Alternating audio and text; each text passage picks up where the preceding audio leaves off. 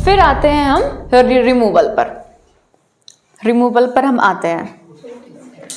तो जब सभापति का रिमूवल होता है, चेयरपर्सन का रिमूवल होता है, सेम कंडीशन है स्पीकर की तरह। सबसे पहले क्या होता है, 14 डेज का एडवांस नोटिस देना होता है, ठीक है। तब उनके जो विल है, रिमूवल का रेजोल्यूशन है, उसको हम डिस्कस करते हैं।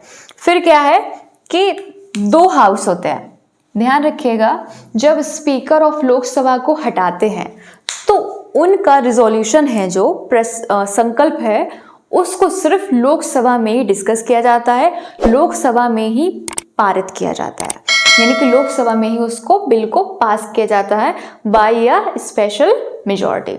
बट वाइस प्रेसिडेंट, सबसे पहले हमें ये याद रखना है, वाइस प्रेसिडेंट ऑफ इंडिया। तो वाइस प्रेसिडेंट है वो सिर्फ राज्यसभा का चेयरपर्सन नहीं है, वो क्या है, भारत का उपराष्ट्रपति है। तो इसीलिए रिमूवल की प्रोसेस है जो वो दोनों हाउसेस में चलती है।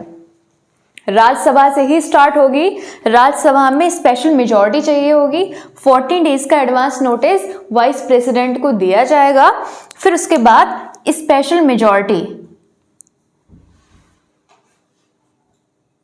स्पेशल मेजॉरिटी ऑफ राज्यसभा, इस बहुमत के साथ में बिल जो रिजोल्यूशन है उसको पारित किया जाएगा। तो स्पेशल मेजॉरिटी मैंने आपको क्या बताई थी, जो क्या है, majority of total members, then total members, तत्कालिक मेंबर्स हैं जो टोटल, उनका बहुमत।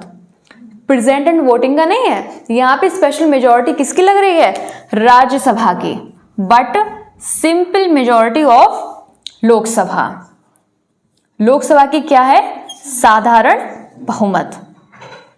तो रिजोल्यूशन पास किया जाएगा, पहले राज्यसभा में किया जाएगा स्पेशल मेजॉरिटी के साथ में, और लोकसभा में किया जाएगा सिंपल मेजॉरिटी के साथ में, ठीक है। तो जब ये बिल यहाँ से दोनों साइड से पास हो जाएगा तो वाइस प्रेसिडेंट का ऑफिस वैकेंट हो जाएगा, ठीक है।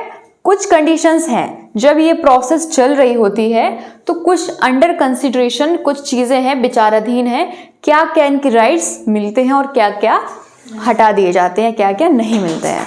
तो मैंने आपको स्पीकर में बताया था, लोकसभा अध्यक्ष में, जब इनका रिमूवल का प्रोसेस चल रहा होता है, अंडर गोइंग है, तो स्पीकर क्या कर सकता है कि लोकसभा में स्पीक बोल सकता है।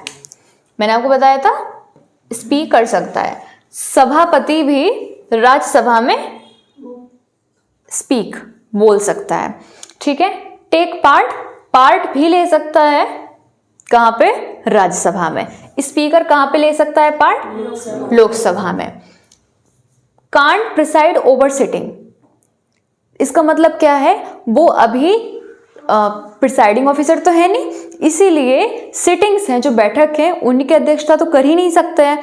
तो ये दोनों में क्रॉस जाएगा, यानी कि सभापति भी नहीं करेगा ऐसा और लोकसभा अध्यक्ष भी नहीं करेगा। सिटिंग्स की अध्यक्षता दोनों नहीं करेंगे जब रिमूवल का प्रोसेस चल रहा है।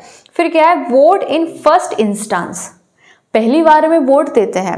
अब कास्टिंग वोट यहाँ पे वो एक्सरसाइज नहीं करेंगे, सिर्फ एक मेंबर की तरह साधारण वोट देंगे पहली बार में। तो मैंने बोला है आपसे कि पहली बार में वोट कौन देगा, यहाँ पे स्पीकर को ये एक्स्ट्रा पावर है, याद रखिएगा, कि पहली बार में वोट देने की।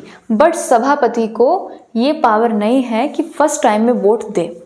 कास्टिंग वोट तो देना ही नहीं है बिल्कुल, लेकिन जो एक साधारण मेंबर की तरह वोट देते हैं, एक सांसद की तरह, वो भी नहीं देना है। किसको, सभापति को, स्पीकर को देना है। यहाँ पे इसकी एक्स्ट्रा पावर है स्पीकर की। फिर आता है नॉट कास्टिंग वोट, ये तो दोनों के लिए कैंसल है, ठीक है। तो याद रखने वाला पॉइंट आपको समझ में आया कि वोट कर सकता है स्पीकर, लेकिन सभापति वोट नहीं कर सकता है, ठीक है, जब उसकी रिमूवल की प्रोसेस चल रही है उस दौरान, ठीक है। कोई क्वेश्चन हो, कोई डाउट हो, आप मुझसे पूछ लीजिए। और मैंने आपको बताया कि वाइस प्रेसिडेंट हटता है तभी chairman of Rajya Sabha automatically remove हो जाता है। जैसे कि वाइस प्रेसिडेंट जब अपॉइंट होता है तभी chairman of Rajya Sabha, x official chairman of Rajya Sabha वो हो जाता है, ठीक है। कोई क्वेश्चन है, कोई डाउट है, आप पूछ लो। इसमें हाँ बताएं। रिमूवल का प्रोसेस चल रहा है, हाँ, तो फिर इसकी अध्यक्षता कौन करता? रिमूवल का प्रोसेस चल रहा है, किसकी अध्यक्षता? दोनों सदनों की ऐसे। देखिए, एक टाइम पर नहीं चलेगा, ठीक है। कोई एक सदन मान लो, लोकसभा में जैसे कोई बिल आया तो उसी टाइम। डेप्यूटी, अच्छा, उपाध्यक्ष करेगा। हाँ, डेप्यूटी चेयरपर्सन, चेयरमैन, और अगर उसमें राज्यसभा में इसमें भी करेगा, उपाध्यक्ष उपाध्यक्ष करेगा, नहीं तो स्पीकर भी करेगा, ठीक है। थोड़ा सा आप वो नहीं के स्पीकर पर वो नहीं कर सकता, नहीं अध्यक्षता, वोट डाल सकता बस। देखिए, अलग अलग समय की बात है ये, मैंने बोला है अलग अलग समय की बात है। ऐसा नहीं है कि दोनों को एक साथ ही हटाया जाए, स्पीकर को या सभापति को, ऐसा नहीं होता है। एक समय की बात है, अगर स्पीकर को हटाया जा रहा है तो वो एक हाउस में प्रोसेस चल रही है और राज्यसभा की अलग हाउस में चल रही है प्रोसेस, ठीक है। तो हाँ, जब प्रोसेस चल रही है तो उसकी अध्यक्षता नहीं कर सकता है, आपको ये तो याद रखना ही है। फिर आप कह रहे हो को कौन कर रखेगा, तो उसके जो डेप्यूटी स्पीकर है वो उसकी अध्यक्षता करेगा, ठीक है। अगर यहाँ चल रहा है तो चांसेस हैं कि स्पीकर ही इसकी अध्यक्षता करेगा। क्या मैं दिमाग में नहीं है उपाध्यक्ष कर सकता। हाँ, आपने नहीं सोचा, कोई बात नहीं, ठीक है। और कोई डाउट है? Okay, thank you.